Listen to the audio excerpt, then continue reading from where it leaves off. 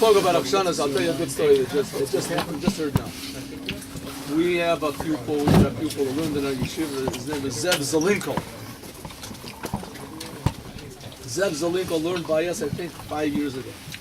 5 years ago, 6 years ago.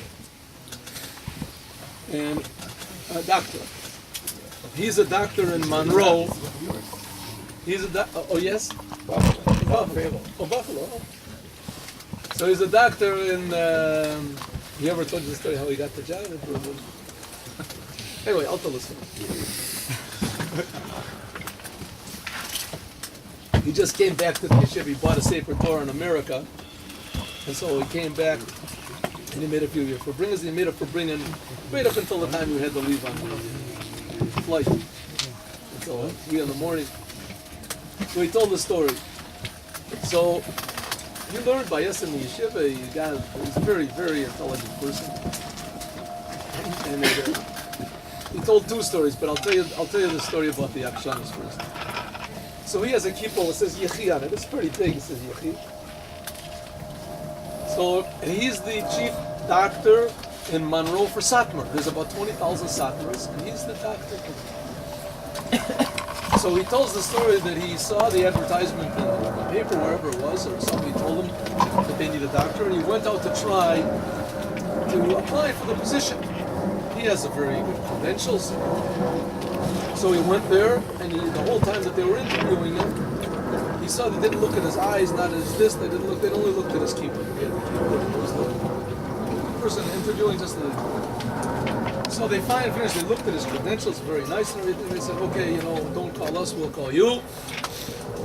And that's it, went home, waited a week, 2 weeks, 3 weeks, 5 weeks. They didn't call him up. He figured, that's it, he's not going to get the job. Okay. So he started looking for other places. He didn't find anything. And then after 6 weeks, they called him up and they said, we want you to come back for another interview. So he came back for an interview. So they said to him, he sat down and said, listen, we want to know, what's this kippah?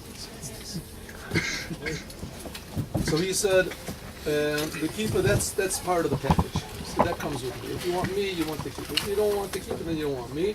He said, but this is the first time we're talking about this, and this is the last time we're talking about this. In my office, I'm the boss. I do what I want in my office. Outside of the office, you're the boss. But inside of my office, I'm the boss. If you want me, then good. If not, then no. So I said, okay, we'll think about it. So sure enough, after a week, they called him up and they said, you got the job. So he came and he was the head of the whole,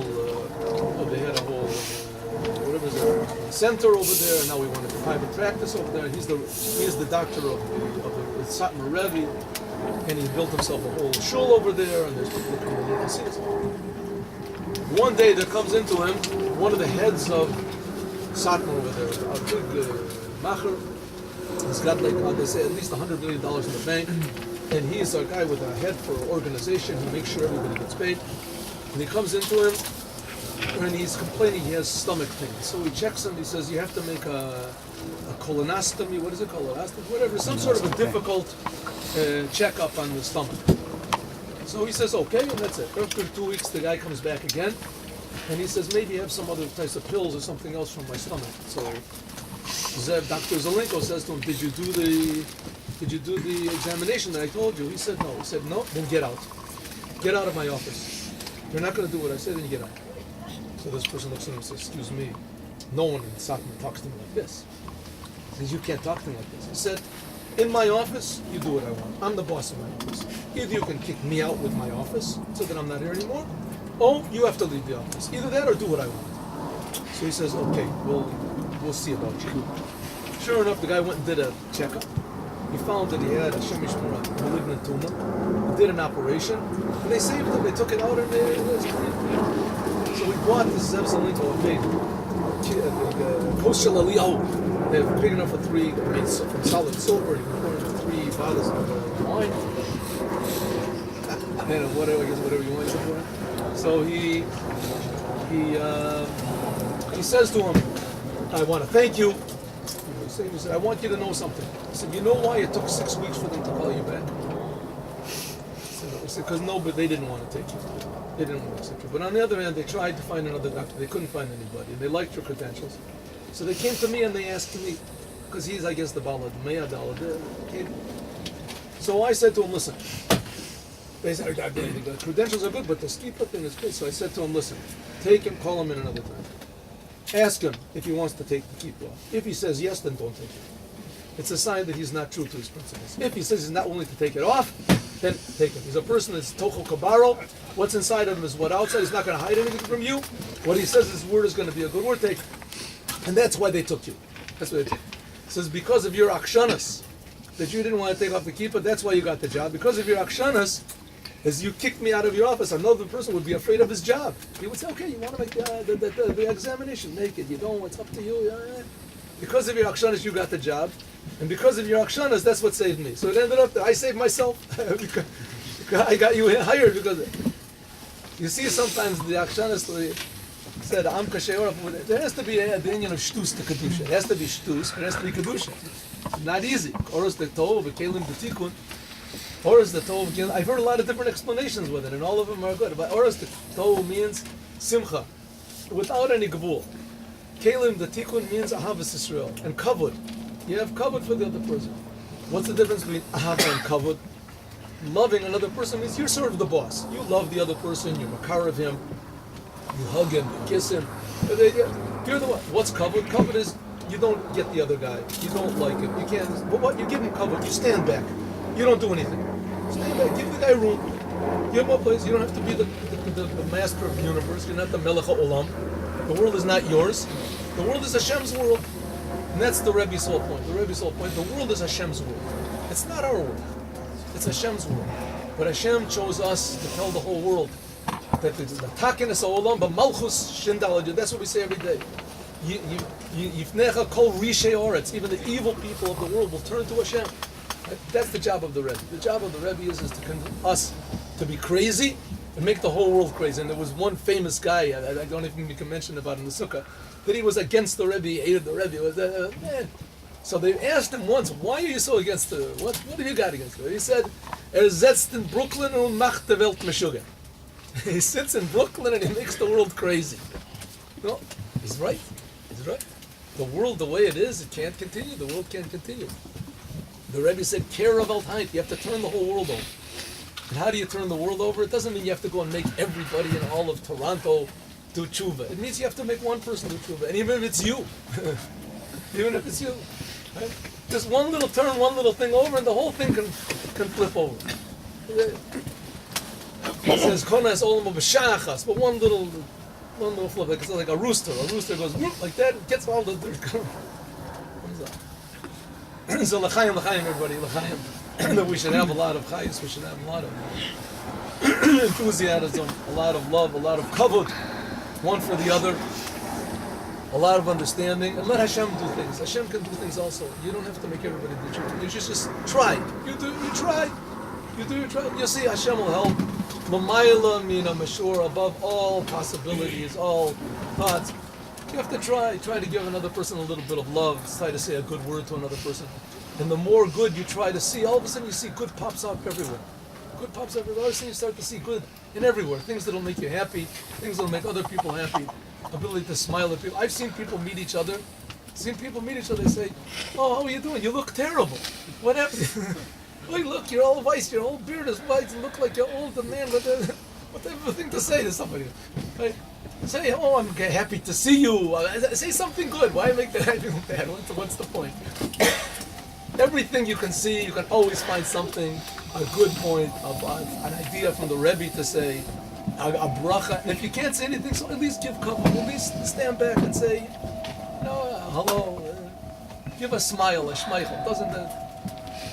That's what will transform the whole entire world. The whole time, you see how the Rebbe maybe above everything was a mensch. People came in. There was a story I heard from Yosef Jacobson. His father, Christian Bear Jacobson, he was a big journalist. And he knew all these other journalists. He was a very talented man, very talented, very, very intelligent.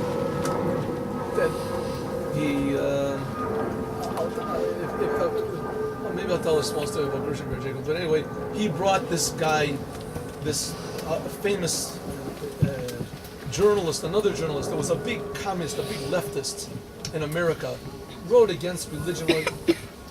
I don't know who it is. He's a famous person, but I never heard of his name before. He brought him in front of the Rebbe. You know, the person was a wide-minded person, so he went in front of the Rebbe. So the Rebbe said, he gave him a l'chaim, and he said, I enjoy what you write. So he looked at the Rebbe. You enjoy what I write? He said, yes, among the things that I read, when I read, yours is always the first that I read, Jim. So I realized the Rebbe was telling the truth. He wasn't just buttering him up or something. So I said, but I don't understand. What I write is exactly the opposite of what the Lubavitcher Rebbe thinks. So the Rebbe said, if I would read only what people would agree with me, I would read very, very little. I would read very little.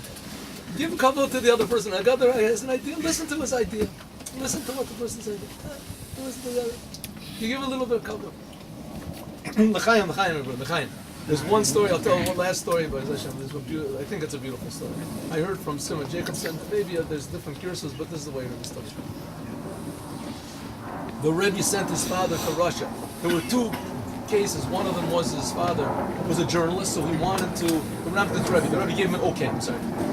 The Rebbe, first of all, he went and he interviewed Sadat in Gershon Ber Jacobson. He had the Algemeiner journal. No, Gershon Ber Jacobson got the idea that he wanted to go to Sadat and interview him, and then he had an idea he wanted to go and interview Khrushchev. So I'll tell you the one about Khrushchev. So the Rebbe, he said he wanted to go and visit Khrushchev. So everybody said, don't go. To get into Russia is no problem. To come out is a problem. They're not going to let you out. So he asked the Rebbe, and the Rebbe said, you should go. And you should interview Khrushchev. He said, but I want you to come back with names of people.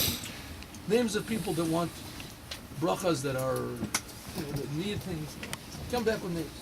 So he went in and he interviewed Khrushchev, and he came back with a list of names, but he couldn't write the names down in Russia. He wrote the names down, this is the way I heard it, 300 names that he wrote down with their families and their problems, and that he wrote them down on the plane when he was coming back. How did he remember? He had to remember them all. So he remembered 300 names with their names and their families. And I heard that there was somebody who remembered 800, a fellow called Benjamin Katz. That's what he remembered, 800 names. Anyway, he remembered 300 names. I'm telling you this way I heard this story. Maybe I was last maybe. 300 names.